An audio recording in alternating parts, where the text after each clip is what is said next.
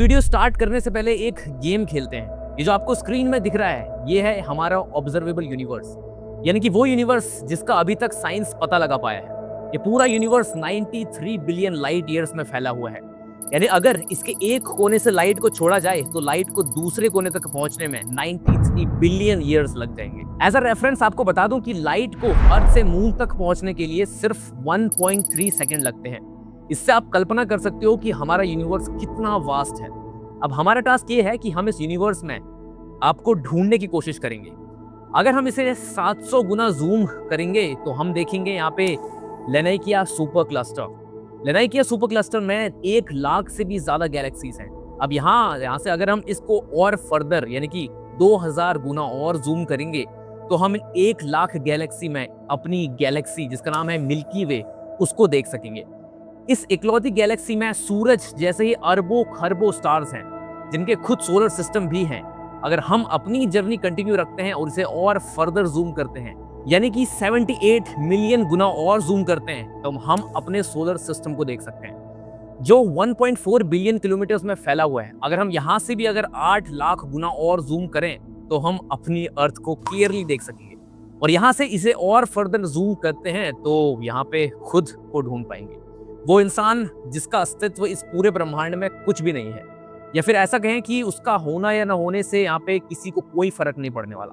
अब आप सोच रहे होंगे कि ये वीडियो तो भगवान के बारे में, मैं आखिर ये सब चीजें क्यों बता रहा हूँ। दरअसल ये बातें मैं आपको इसलिए बता रहा हूँ ताकि आप ये बात अच्छे से समझ जाओ कि हमारा अस्तित्व आखिर है क्या, हमारा सच क्या है, इस नेवर एंडिंग यूनिवर्स में आप कहाँ स्टैंड करते हो, ताकि आप इस वीडियो को अपना ईगो साइड में रख के और अपने ओपन माइंड से देख सको। और हाँ, आज मेरे साथ जेन्युइनली इस क्वेश्चन का आंसर निकाल सको। आज मैं आपको ये तो गारंटी नहीं करूंगा कि हम इस क्वेश्चन का आंसर ढूंढ पाएंगे या फिर नहीं, पर एक चीज मैं गारंटी दे के कह सकता हूं कि आज सीखने को बहुत कुछ मिलने वाला है। दोस्तों, कहा जाता है कि इस दुनिया में 2 तरह के भगवान हैं। पहले तो वो जिन्होंने इंसान को बनाया है और दूसरे वो जिन्हें इंसान ने खुद बनाया है। दूसरे वाले भगवान के बारे में हमने अपने पार्ट 1 में बहुत अच्छे से डिस्कस किया था। अगर आपने वो पार्ट अभी तक नहीं देखा है तो आपसे रिक्वेस्ट करना चाहूंगा कि प्लीज एक बार जाके वो पार्ट जरूर देख लें ताकि आपको ये वीडियो बहुत अच्छे से समझ में आने लगे। आज के पार्ट में हम उस गॉड के बारे में डिस्कस करने वाले हैं जिन्होंने इस यूनिवर्स को बनाया है या फिर शायद नहीं बनाया है। Let's find this out guys. Video के लास्ट तक रहना क्योंकि आपको शायद आपके सारे सवालों के जवाब इस वीडियो में बिल्कुल अच्छे से मिलने वाले हैं। साथ ही साथ उन क्वेश्चंस का भी हम आंसर करने वाले हैं जो हमने अपने लास्ट वीडियो में उठाए थे। और हाँ, अगर आपने चैनल को अभी तक सब्सक्राइब नहीं किया है तो मैं आपसे रिक्वेस्ट करना चाहूंगा एक बार चैनल को प्लीज सब्सक्राइब कर लो ताकि आपके पास ऐसी इन्फॉर्मेटिव वीडियोस पहुंचती रहे। तो चलो यार, अपनी बकवास को साइड पे रख के let's start the video. Basically इस दुनिया में 2 तरह के लोग हैं। वो जो भगवान को मानते हैं जिनको आस्तिक या फिर थीस्ट कहा जाता है। दूसरे वो लोग जो भगवान पे नहीं मानते जिनको नास्तिक या फिर एथिस्ट कहा जाता है। अब ये क्वेश्चन का आंसर ढूंढने के लिए डज गॉड एग्जिस्ट, हमें नास्तिक और आस्तिक दोनों के आर्गुमेंट्स को बहुत अच्छे से समझना होगा। काफी सारे थीस्ट ऐसे आर्गुमेंट्स देते हैं, ऐसी थ्योरीज देते हैं जिससे भगवान पे इजीली बिलीव किया जा सकता है। और वहीं पे दूसरे काफी सारे एथिस्ट जो कि नास्तिक लोग हैं वो भी ऐसे स्ट्रॉन्ग आर्गुमेंट्स लेके आते हैं जो भगवान के एग्जिस्टेंस पे बहुत बड़ा क्वेश्चन मार्क लगा देते हैं। अगर आप इन आर्गुमेंट्स एंड थ्योरीज को सुनोगे तो आप बिलीव करोगे कि तराजू के जैसे कभी एक पलड़ा यहाँ पे झुक रहा है, कभी दूसरा पलड़ा वहां पे झुक रहा है, क्योंकि सच में बहुत ज्यादा ये इंटरेस्टिंग टॉपिक है। तो दोस्तों, यहाँ पे पुराने टाइम फिलोसोफर्स ने और पुराने थीस्ट लोगों ने यहाँ पे काफी सारे अपने अपने व्यूज दिए हैं इस चीज को लेके, जो कि डिवाइड होता है इन कैटेगरीज में। और यहाँ पे सबसे पहले आता है क्लासिकल थीइज्म, दूसरा थीस्टिक पर्सनलिज्म, तीसरा प्रोसेस थीइज्म और चौथा ओपन थीइज्म। सबसे पहले हम बात करेंगे क्लासिकल थीइज्म के बारे में। दोस्तों, क्लासिकल थीइज्म ये कहता है कि भगवान जो है वो एक अल्टीमेट रियलिटी है, यानी कि फर्स्ट कॉज ऑफ एवरीथिंग, जो समय से भी परे है, जिसकी कोई उम्र नहीं है, यानी कि ना वो कभी पैदा हुआ था ना वो कभी मर सकता है, यानी कि ये अनंत है जिसका ना कोई आदि है ना कोई अंत है। ये लाइन आपने जरूर सुनी होगी पहले भी कहीं पे। जो इनफाइनाइट है, जिसकी कोई लिमिट नहीं है, यानी कि जो यूनिवर्स से पहले से था और यूनिवर्स खत्म होने के बाद भी रहने वाला है। दोस्तों, इन सिंपल टर्म्स गॉड यानी भगवान को ये जो कैरेक्टरिस्टिक्स दी हैं, ये कैरेक्टरिस्टिक्स को भूलना मत, क्योंकि ये आगे चल के वीडियो में अभी काम आने वाला है आप लोगों को। और यहाँ पे दूसरा था हमारा थीस्टिक पर्सनलिज्म, जो कि कहता है कि गॉड एक पर्सन जैसा ही है, यानी कि हमारे जैसा, जिसके पास बहुत ज्यादा सुपर पावर्स हैं, जो बहुत ज्यादा लविंग है, उसे सब कुछ पता है, क्या होने वाला है क्या नहीं होने वाला है, वो हमारे जैसा ही है, यानी कि जो टाइम में एग्जिस्ट करता है, यहाँ तक कि हमारी प्रेयर्स को भी रिस्पॉन्ड करता है। लेकिन ये चीज तो क्लासिकल थ्योरी से पूरा कॉन्ट्राडिक्ट करती है, यानी कि वो चीज जो समय से भी परे है वो समय में कैसे रह सकती है, या वो चीज जो इनफाइनाइट है वो एक फाइनाइट चीज के कैरेक्टरिस्टिक को पोजेस कैसे कर सकती है। आपको आगे चल के इसका एग्जाम्पल दूंगा। और हमारा जो तीसरा कैरेक्टरिस्टिक था वो था ओपन थीज्म। ओपन थीज्म ये कहता है कि गॉड को सिर्फ वही चीज पता है जो पता हो सकती है, यानी कि जो फ्यूचर है वो पूरी तरह से फिक्स नहीं है, इसलिए भगवान भी नहीं बता सकते कि फ्यूचर में क्या होने वाला है। गॉड रिस्क लेता है और ह्यूमन के चॉइसेस के अकॉर्डिंग अपना प्लान बदलता रहता है। लेकिन यहाँ पे क्लासिकल थीज्म तो ये कहता है कि गॉड अनचेंज्ड है, तो वो ह्यूमन चॉइसेस के अकॉर्डिंग कैसे बदल सकता है, वो तो समय से परे है, यानी कि समय से बाहर है, तो कैसे उसको फ्यूचर नहीं पता, ये बात कैसे हो सकती है। और यहाँ पे सेम इसी तरह प्रोसेस थीज्म भी यहाँ पे क्लासिकल थीज्म से बिल्कुल अलग है। प्रोसेस थीज्म कहता है कि गॉड पूरी तरह से पावरफुल नहीं है और यूनिवर्स के साथ चेंज करता है और ग्रो करता है, यानी कि जहाँ यूनिवर्स को गॉड इफेक्ट करता है वहीं पे गॉड यूनिवर्स को भी इफेक्ट करता है। लेकिन यहाँ पे क्लासिकल थीज्म की बात करें तो ये तो कहता है कि गॉड इज ऑल पावरफुल, ये हर चीज का कॉज है, यानी कि इस यूनिवर्स में जो भी होता है गॉड की मर्जी के खिलाफ नहीं हो सकता।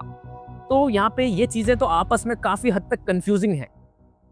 अगर आप ये सोच रहे हैं कि ये जो थीज्म के व्यू हैं ये धर्म में अलग अलग होते हैं तो आप काफी हद तक गलत हो। Let me tell you why.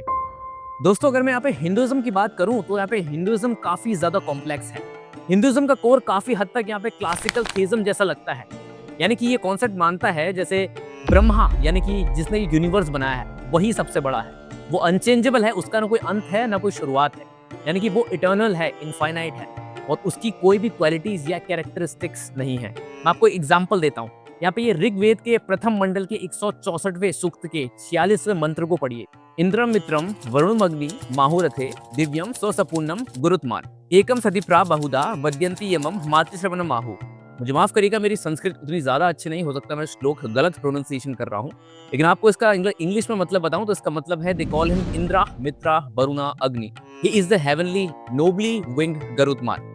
To what is one, sages give many names. They call it Agni, Yama और Marathis one. यानी कि ये इससे अलग अलग नामों से पुकारते हैं ये, यानी कि सेजेस यानी कि संत, इसे यानी कि भगवान को, लेकिन एक ही मतलब एकदम सत्य, यहाँ पे the one the reality is the truth. दोस्तों अब जरा इस ईशावास्य उपनिषद के इस मंत्र को पढ़िए। ओम पूर्णमदः पूर्णमिदं पूर्णात् पूर्णमुच्यन्ते पूर्णस्य पूर्णमदाय पूर्णमेवाय शिष्यन्ते ओम शांति शांति शांति। इसका इंग्लिश में मतलब समझे तो यहाँ पे है कि there is whole, this is whole, from the whole becomes manifest, from the whole when the whole is negated what remains is again the whole. यानी कि वो यानी कि सुप्रीम रियलिटी भगवान पूर्ण है, होल है यानी कि इनफाइनाइट है, ना उनका कोई शुरुआत है ना उनकी कोई अंत है, वो जन्म ले सकता है ना उसको मिटाया जा सकता है और समय और स्पेस को दोनों से परे है और उन्हीं ने ये यूनिवर्स को बनाया है जो कि इनफाइनाइट है। हम जैसे मोमबत्ती की फ्लेम एक दूसरे मोमबत्ती को जलाते हैं, लेकिन उस मोमबत्ती की जो फ्लेम है वो कभी कम नहीं पड़ती है। वैसे ही उसी तरह भगवान भी वो है जिन्होंने यूनिवर्स को बनाया है, लेकिन वो कभी कम नहीं हो सकता क्योंकि वो एक इनफाइनाइट पावर है। अब इसी के साथ यहाँ पे एक और श्लोक आता है। यहाँ ईशावास्य उपनिषद के वर्ष 8 को एक बार पढ़िए। स पर गया गाचुक्रम का यम वृणमस्मिरम शुद्धम पाप विद्धम कबीर मनीषी परिभू स्वया भूतेषु तथाध्य दक्षाच भिदित्य समाभ्य। यानी कि the supreme self God is radiant without a material body, without blemish, without wings और nerves. He is pure, untouched by any sin. He is the seer, the supreme thinker, the one who transcends all self-existent. He has perfectly aligned all these things as they are for all time eternal.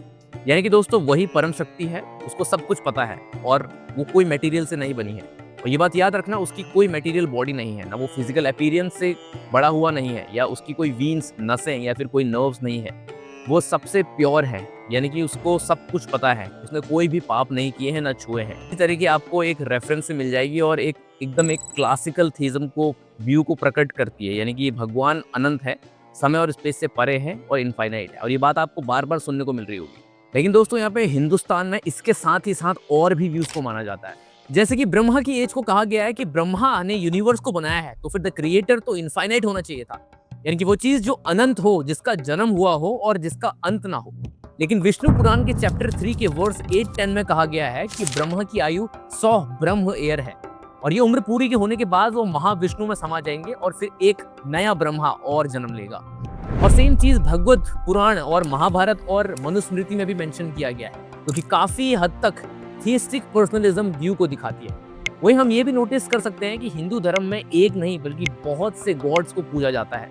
उनकी personalities को define किया जाता है और उन्हें ऐसे दिखाया जाता है कि वो ह्यूमन इमोशन प्रोसेस करते हैं। इससे हमें ये पता लगता है कि हिंदू धर्म कितना कॉम्प्लेक्स है।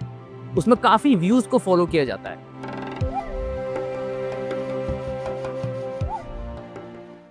और वहीं अगर हम इस्लाम की बात करें तो यहाँ पे कुरान के 112वें चैप्टर में साफ साफ लिखा हुआ है, say he is Allah the one, Allah the eternal refugee, he neither begets nor is born nor is there to him any equivalent. यानी कि गॉड सिर्फ एक है जो कि सबसे यूनिक है, उनका कोई इक्वल या पार्टनर है नहीं है। वो गॉड अपनी बनाई हुई किसी भी क्रिएशन से बिल्कुल अलग है। हम उसको इस यूनिवर्स में किसी भी चीज से लिंक कर सकते हैं, ना ही किसी चीज से कंपेयर कर सकते हैं। ना उसका कोई फिजिकल फॉर्म है, ना कोई एट्रीब्यूट्स है, और न ही उसकी कोई कैरेक्टरिस्टिक्स है जिससे उसे डिफाइन किया जा सके। यानी कि वो समय से परे है और किसी भी तरह की रिलेशनशिप से बिल्कुल आगे, बिल्कुल परे, यानी कि वो इनफाइनाइट है। जो कि दिखाते हैं इस्लाम एक क्लासिकल थियज्म के व्यू को कितना स्ट्रांगली डिपिक्ट करता है। यही इस्लाम में भी पर्सनल थियज्म को भी देखा जा सकता है, जैसे कि कुरान का वर्स 7:156 या फिर वर्स 2:143 के अकॉर्डिंग गॉड या अल्लाह में काफी मर्सी है, काफी दया है और बहुत सी क्वालिटीज हैं, और वो अपनी क्रिएशन से इंटरैक्ट करते हैं, उनकी प्रेयर्स को सुनते हैं और रिस्पॉन्ड भी करते हैं, जो कि गॉड और उनकी क्रिएशन के बीच रिलेशनशिप डिपिक्ट करती है। वहीं पे दोस्तों अगर हम क्रिश्चियनिटी की बातें करें तो क्रिश्चियनिटी भी बहुत स्ट्रांगली इस क्लासिकल थियज्म के व्यू को फॉलो करती है। बाइबल जेनेसिस 1 क्या बोलता है? In the beginning God created the heaven and the earth, जो सिग्निफाई करता है कि God is the ultimate creator, यानी कि गॉड ही सर्वशक्तिशाली है और गॉड ने ये सब कुछ बनाया है। बाइबल का जॉन बुक के चैप्टर मेन में लिखा है कि in the beginning was the word and the word was with God and the word was God, जो सिग्निफाई करता है कि गॉड अमर है, इनफाइनाइट है। गॉड को बनाया नहीं गया, बल्कि गॉड पहले से ही यहाँ पे है और हमेशा यूनिवर्स के बाद भी रहेगा। अगर हम बुक ऑफ Ephesians के चैप्टर 90 को देखते हैं, जो बाइबल का एक पार्ट है, उसमें साफ लिखा गया है, before the mountains were born और you brought forth the whole world, from everlasting to everlasting you are God, जो कि सिग्निफाई करता है कि गॉड की ना कोई बिगिनिंग है और ना कोई एंड, वो समय और चेंज दोनों से परे है।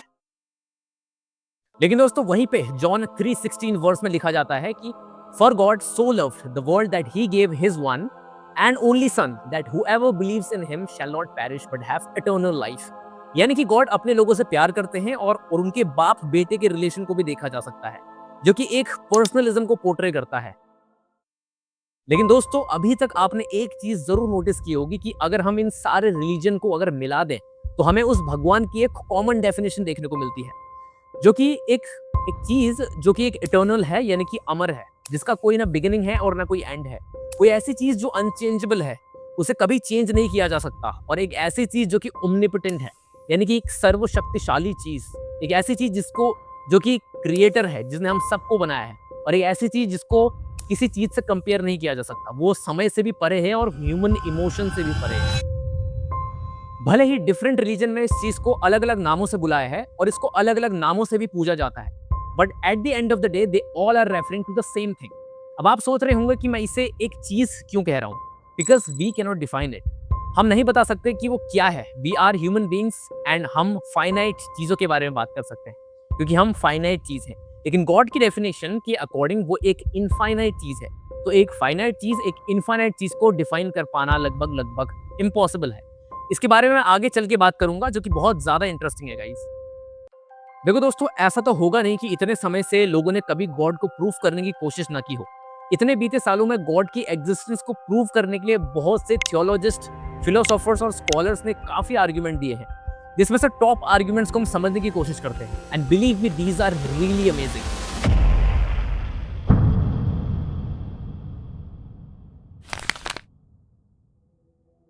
दोस्तों अगर हम बात करते हैं यहाँ पे कॉस्मोलॉजिकल आर्गुमेंट्स की, तो आप ये सोच के देखो कि ये पॉसिबल था कि ये दुनिया एग्जिस्ट ही नहीं करती, आज धरती होती ही नहीं, आज इस दुनिया में कुछ है। इसकी बजाय ये भी तो हो सकता था कि इस दुनिया में कुछ होता ही नहीं, बिग बैंग थ्योरी नहीं होती, प्लैनेट्स नहीं बनते, आप नहीं होते, लेकिन हम लोग आज फिर भी यहाँ पर हैं। ये पूरा यूनिवर्स यहाँ पे है और ये सारी चीजें यहाँ पे हैं। इसको इस तरह से समझने की कोशिश कीजिए कि आप इस दुनिया में हैं, इसके पीछे आपके पेरेंट हैं और उनके एग्जिस्टेंस के पीछे उनके पेरेंट्स हैं। अगर इस प्रोसेस को बिग बैंग तक ले जाया जाए तो उसके पीछे ले जाया जाए तो आखिर वो क्या चीज थी जो सबसे पहले यहाँ पे आई, किसके वजह से बिग बैंग बना या बिग बैंग ब्लास्ट हुआ कि यहाँ पे सारे प्लैनेट्स अलाइन हो। दोस्तों अगर एग्जाम्पल देखें तो इस यूनिवर्स में हर एक चीज का एक कॉज है। जैसे कि एक ट्री, वो ट्री एक सीड से आया और वो एक सीड एक दूसरे पेड़ से आया और ऐसे ही चलते गया।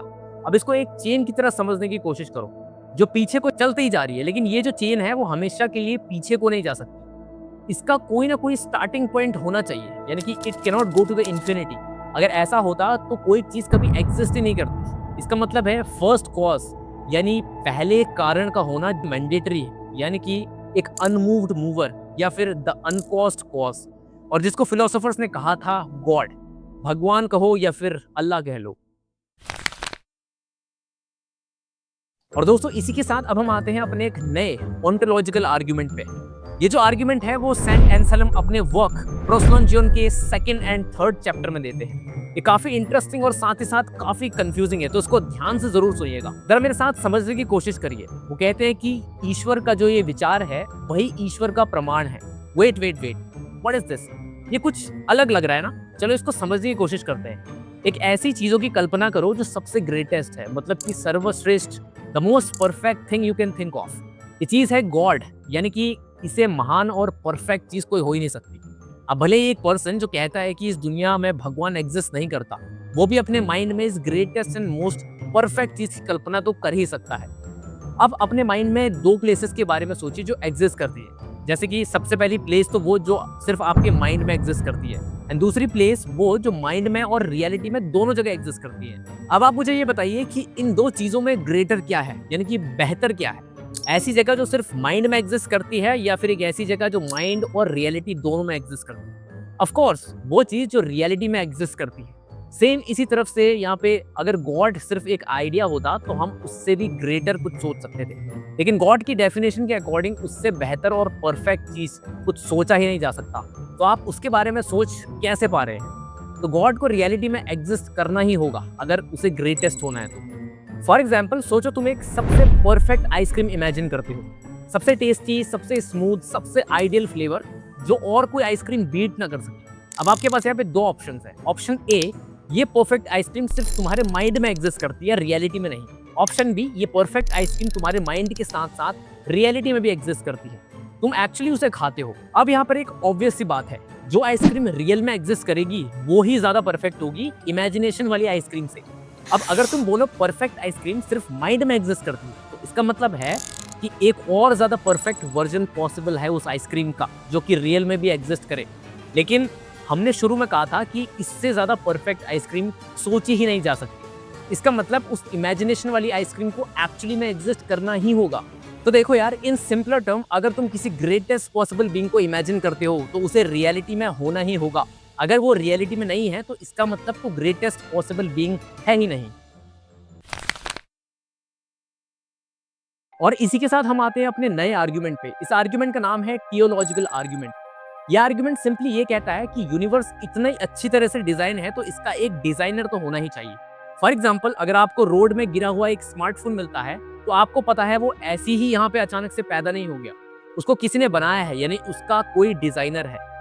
आपको इसका पता है क्योंकि वो इतना कॉम्प्लेक्स है और एकदम परफेक्टली वर्क करता है। उसी तरह से हमारी ये जो अर्थ है, सन, मून, ग्रेविटी इतनी परफेक्टली वर्क करती है कि इसका कोई ना कोई डिजाइनर तो जरूर होगा, यानी कि इसको किसी ने तो बनाया है। याद कीजिए जो हमने अपना फर्स्ट पार्ट में पॉल डायरेक्ट वाला एग्जांपल दिया था, वो सेम चीज कहना चाहते थे। आप अर्थ के बारे में सोचिए, वो सन से और मून से एकदम परफेक्ट डिस्टेंस में है। न ये ना ज्यादा गर्म है ना ज्यादा ही मतलब ठंडा है। जो एयर हम ब्रीथ करते हैं उसे ऑक्सीजन एंड CO2 का एकदम परफेक्ट मिक्स है। यानी कि अगर ये ग्रेविटी में थोड़ा सा भी डिफरेंस आ गया तो वो वहां पे लाइफ एग्जिस्ट ही नहीं करेगी, जिसे साइंटिस्ट यहाँ पे फाइन ट्यूनिंग कहते हैं। इसका मतलब यूनिवर्स इतना प्रिसाइज है कि इसके पीछे कोई ना कोई तो जरूर है जो ये सब डिजाइन कर चुका है। और दोस्तों इसके साथ आता है हमारे एक नया आर्गुमेंट। इस आर्गुमेंट का नाम है मॉरल आर्गुमेंट। यह आर्गुमेंट कहता है कि डीप डाउन हर एक ह्यूमन बीइंग कुछ चीजों पे हमेशा एग्री करते हैं, जैसे कि गरीबों की मदद करना अच्छी बात है या बेकसूरों और बच्चों की हत्या करना बुरी बात है। एक ओपिनियन नहीं है, जैसे कि मुझे पिज्ज़ा अच्छा लगता है या मुझे दाल पसंद है, बल्कि ये तो एक यूनिवर्सल लॉज़ की तरह है। और अगर इस दुनिया में मॉरल लॉज़ हैं, तो उन लॉज़ को देने वाला कोई ना कोई गिवर भी ज़रूर होगा। और दोस्तों, यहाँ पे एक और बहुत ही इंटरेस्टिंग और साइंटिफिक प्लस लॉजिकल आर्गुमेंट है, जिसे स्कॉलर मियामोंडिस ने दिया है। देखो, मियामोंडिस ने गॉड को डिफाइन करके स्टार्ट नहीं किया जैसे कि बाकी सब लोगों ने किया है, जैसे बल्कि उन्होंने अर्थ एंड यूनिवर्स का डिस्क्रिप्शन लिया गॉड की एग्जिस्टेंस को प्रूव करने के लिए।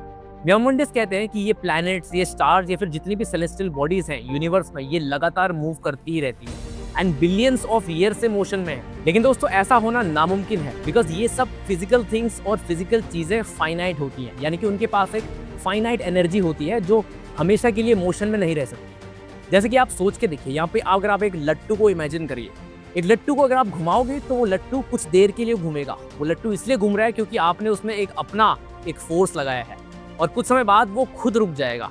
वैसे ये प्लैनेट्स को भी कोई ना कोई चीजें मतलब जो है वो मोशन पे लेके आई है, और वो खुद एक इनफाइनाइट है जो इन सब चीजों को रेगुलर एनर्जी दे रही है।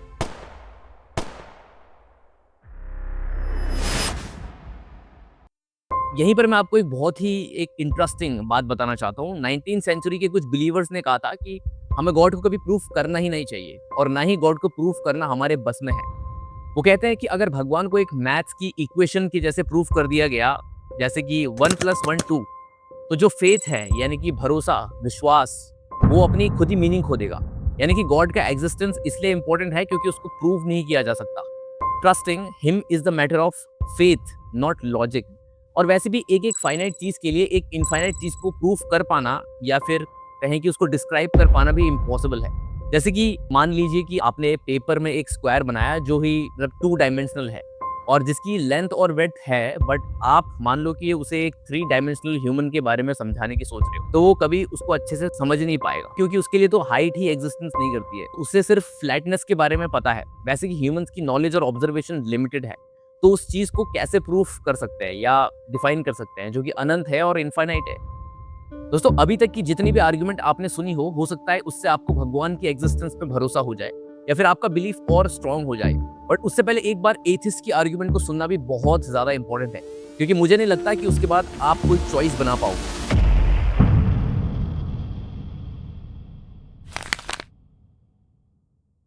दोस्तों, यहाँ पे एक थ्योरी कहती है द प्रॉब्लम ऑफ इविल।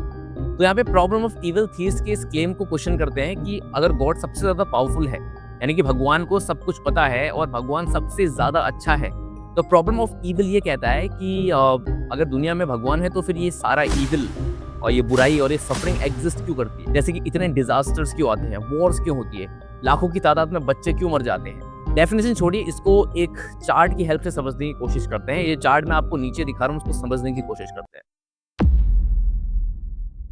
और दोस्तों, जिसका आंसर है हाँ, तो यहाँ से एक और सवाल उठता है, क्या भगवान इविल को रोक सकता है?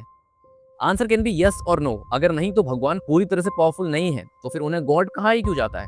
और अगर हाँ, तो यहाँ से एक और क्वेश्चन बनता है कि गॉड को इविल यानी कि बुराई के बारे में सब कुछ पता है? The answer can be yes और नो। अगर नहीं तो इसका मतलब God is not all knowing, यानी कि वो अंतर्यामी नहीं है, तो फिर उसे भगवान कहा ही क्यों जाता है? और अगर हाँ, तो यहाँ से एक और सवाल उठता है, क्या भगवान बुराई को रोकना चाहता है? Again the answer can be yes और नो। अगर नहीं तो इसका मतलब भगवान दयालु और अच्छा है ही नहीं, तो फिर उसे भगवान कहा ही क्यों जाता है? और अगर हाँ, तो यहाँ पे फिर एक नया क्वेश्चन रेज होता है, तो फिर पूरी दुनिया में इविल एग्जिस्ट ही क्यों करता है? जिसके 3 आंसर हो सकते हैं। पहला, हमारी परीक्षा लेने के लिए, लेकिन गॉड को तो सब कुछ पहले से पता है, वो तो अंतर्यामी है, तो पहले से उसे अगर सब कुछ पता है, अगर हमारी परीक्षा ली जाए तो हम क्या करेंगे? तो फिर हमें टेस्ट करने का लॉजिक ही नहीं है। या फिर इसका एक आंसर हो सकता है कि सैटन यानी कि डेविल भी एग्जिस्ट करता है, लेकिन एक सर्वज्ञानी, एक सर्वशक्तिशाली अंतर्यामी भगवान डेविल को इजीली डिफीट कर सकता है। तो फिर आखिर भगवान के होते सैटन कैसे एग्जिस्ट कर सकता है? या फिर इसका एक तीसरा आंसर भी हो सकता है कि इस यूनिवर्स को एग्जिस्ट के लिए बुराई की भी जरूरत है, इसीलिए बुराई भी एग्जिस्ट करती है। या फिर इसे कहें कि बैलेंस रखने के लिए बुराई एग्जिस्ट करती है। अगर ऐसा है तो फिर एक सवाल और जन्म लेता है, क्या भगवान इस यूनिवर्स को बिना बुराई के भी बना सकते थे? The answer can be yes और no. If no, then God is not all powerful. भगवान सर्वशक्तिशाली है ही नहीं, और अगर हाँ, तो फिर उसने बनाया क्यों नहीं?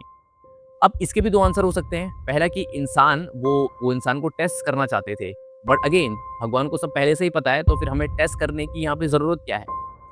और दोस्तों यहाँ पे सेकंड आंसर कैन बी कि उसने इंसान को फ्री विल दी है, यानी कि खुद की मर्जी। अगर ऐसा है तो भगवान एक ऐसा यूनिवर्स बना सकता था कि जिसमें फ्री विल तो हो लेकिन बुराई नहीं हो। अगर नहीं बना सकता तो इसका अगेन मतलब ये है कि भगवान सर्वशक्तिशाली नहीं है। और अगर बना सकता था तो फिर यहाँ पे सेम क्वेश्चन कम्स अगेन, बनाया क्यों नहीं। और दोस्तों यहाँ पे दूसरा आता है ontological argument criticism. Ontological argument को रॉन्ग प्रूफ करते हो यहाँ पे गुनीलो जो कि एक मॉन्क है, वो कहते हैं कि अगर आपके इस लॉजिक पर चला जाए तो ऐसे तो हम एक परफेक्ट आइलैंड को भी प्रूफ कर सकते हैं, लेकिन वो आइलैंड रियलिटी में भी एग्जिस्ट नहीं करता। या भी हम एक 8 पैर वाली गाय के बारे में इमेजिन कर सकते हैं, तो क्या इसका मतलब ये हो जाएगा कि वो रियलिटी में भी एग्जिस्ट करे? यानी कि वहीं कांट यहाँ पे कहते हैं कि जो एग्जिस्टेंस है वो कोई प्रॉपर्टी या फिर कोई परफेक्शन नहीं है। बस ये सोच लेना कि गॉड है और कह देना कि गॉड एग्जिस्ट करता है, ये भगवान के एग्जिस्टेंस के बारे में कुछ प्रूफ नहीं करता। फॉर एग्जाम्पल 100 दिमाग में सोचे गए सिक्के और 100 रियल कॉइन्स कॉन्सेप्ट वाइज तो एकदम सेम है। किसी चीज का रियलिटी में एग्जिस्ट करना कोई क्वालिटी नहीं है जो उसे ग्रेटर बना देगा।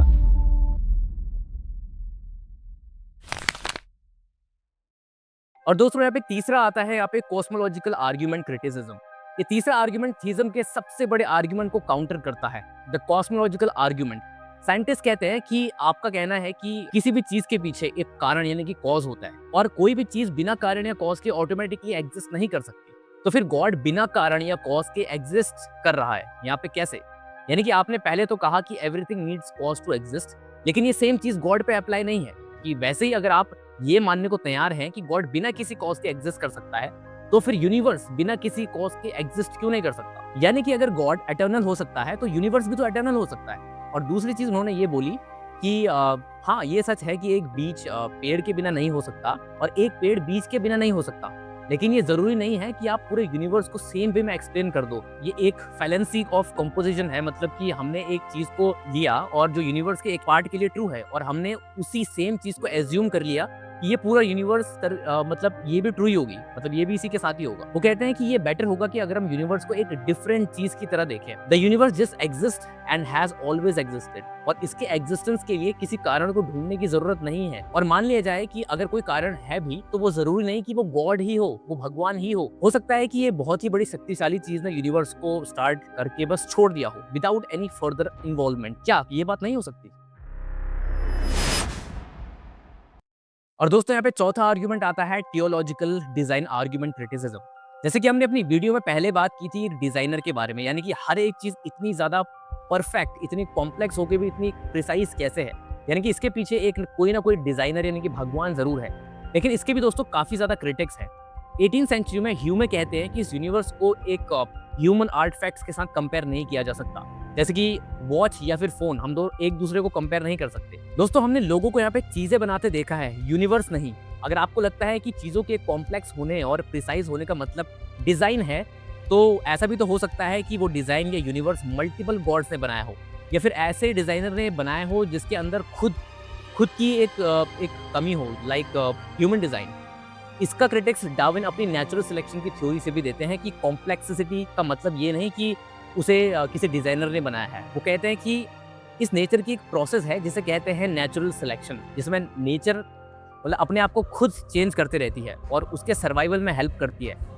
जिसे म्यूटेशन भी कहा जा सकता है, जैसे कि जो हमारे कॉम्प्लेक्स ऑर्गन हैं जिन्हें इवॉल्व होने में मिलियंस ऑफ ईयर्स लगे हैं। फॉर एग्जाम्पल अगर हम अपनी आइज़ को देखें तो ये दिखने में बिल्कुल परफेक्ट लगती हैं, लेकिन इसमें भी काफ़ी ज़्यादा फ्लॉज हैं।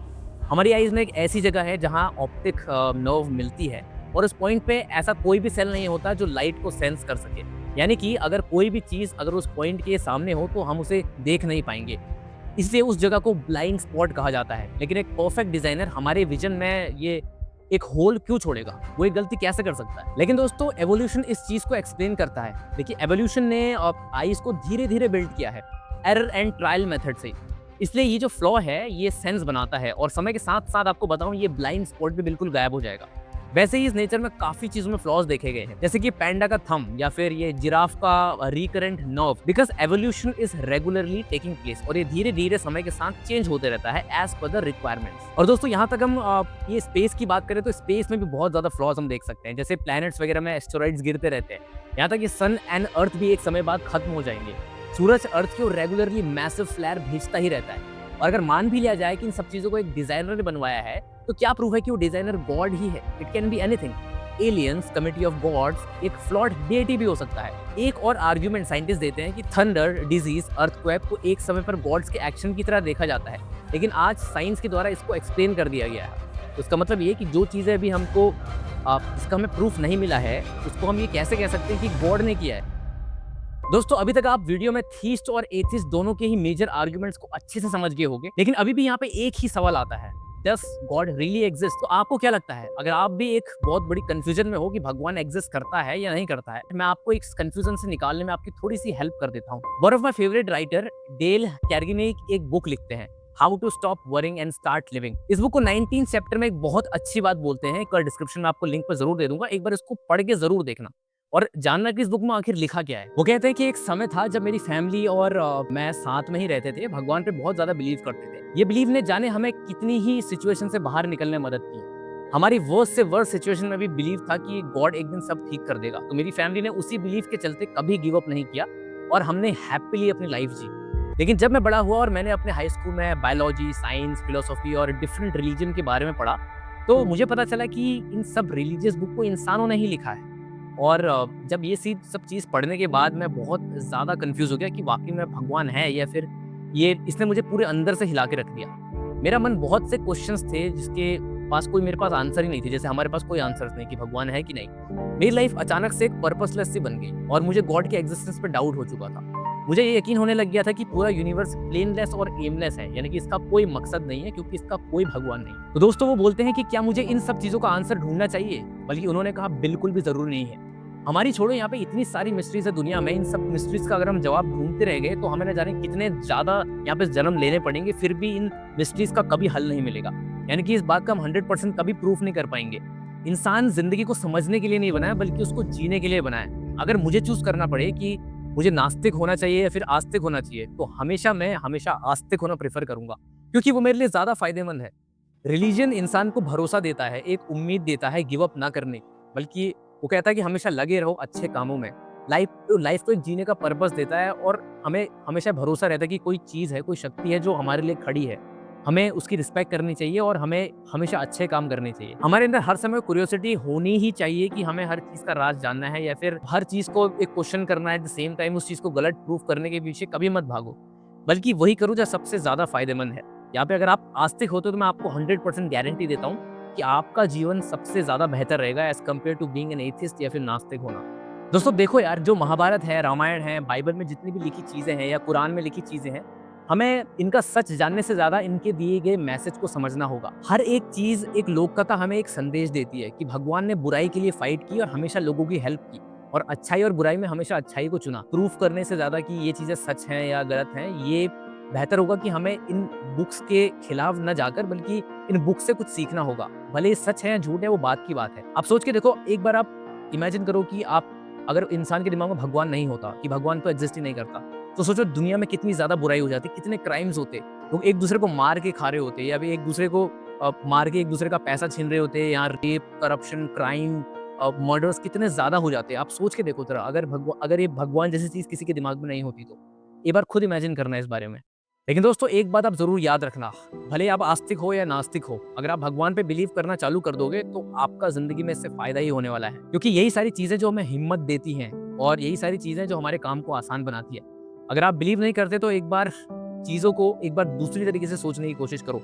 जब भी आप पॉजिटिव सोचोगे, पॉजिटिव रहने लगोगे, तो आपकी जिंदगी में पॉजिटिव चीजें ऑटोमेटिकली होने लगेंगी। और भगवान को मानने का मतलब यही है कि being positive all the time. क्योंकि दोस्तों एट दी एंड अगर आप अच्छा करोगे तो ऑब्वियसली आपके साथ अच्छा ही होगा। अगर आप बुराई करोगे तो एक दिन वो बुराई आपके पास जरूर आएगी, आप नोटिस करके देख लेना। और दोस्तों जैसा कि मैं आपको बताया कि गॉड का ये जो पार्ट 2 है, इसमें मैंने क्या क्या चीजें एक्सप्लेन की है, लेकिन दोस्तों ये कहानी अभी खत्म नहीं हुई है। अब गॉड का तीसरा पार्ट भी बहुत जल्दी हम लेके आएंगे, जिसमें हम और चीजें कवर करेंगे। दोस्तों टॉपिक इतना ज्यादा वास्ट और इतना ज्यादा मिस्टीरियस है कि हम एक वीडियो पे इसको कवर करना बिल्कुल बहुत इम्पॉसिबल सा टास्क है, बहुत ज्यादा मुश्किल है। तो हमारी अगली वीडियो 5 तारीख को आपको दिखेगी। 5 अक्टूबर को हम एक नई वीडियो लेके आएंगे गॉड पे ही, जिसमें हम आपको बताएंगे कि कैसे गॉड का एवोल्यूशन हुआ, कैसे इस दुनिया में चीज़ें काम करती हैं, और वो बहुत ज़्यादा एक्साइटिंग होने वाली है दोस्तों। तो जल्दी से चैनल को लाइक और सब्सक्राइब ज़रूर कर दो ताकि आप ये वीडियो बिल्कुल ना मिस कर पाओ। उम्मीद करते हैं आपको ये वीडियो बहुत ज़्यादा अच्छी लगी होगी। तो इसी के साथ एक कमेंट ज़रूर छोड़ देना, क्योंकि आपका कमेंट हमें बहुत ज़्यादा मोटिवेट करता है ऐसी वीडियोस बनाते रहने के लिए। चलो यार, मिलते हैं अपनी वीडियो में, अगली वीडियो में। तब तक के लिए bye bye. See, if you believe there is God, or if you believe there is no God, you're in the same boat. You believe something that you do not know. I believe this, you believe that, doesn't make any difference. You can believe whatever you want. Yes? Everybody can believe whatever they want. It need not have anything to do with reality as such. If you say, I do not know, the longing to know will arise within you. If the longing arises, the seeking arises. If the seeking arises, the possibility of knowing exists.